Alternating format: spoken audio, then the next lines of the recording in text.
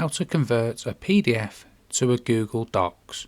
So let's open up Google Chrome here, and I have our Google Drive open.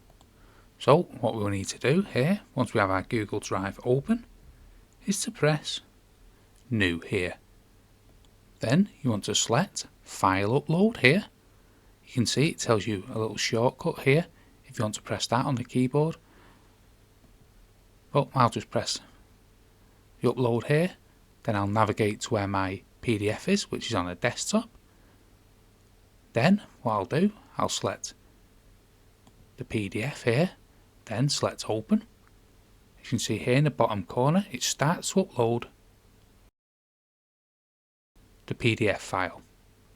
Then what you want to do is go to My Drive here, and here is your PDF file what you've just uploaded.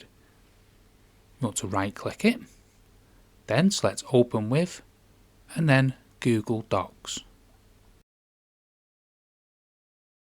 Now if we go back to the Google Drive here, you can see it's created the Google Doc automatically from that PDF file here, so we can open it directly here in a Google Doc. So that's how to convert a PDF to a Google Docs. Hope you found that video helpful. If you did, smash the like, smash the subscribe, and thank you for watching.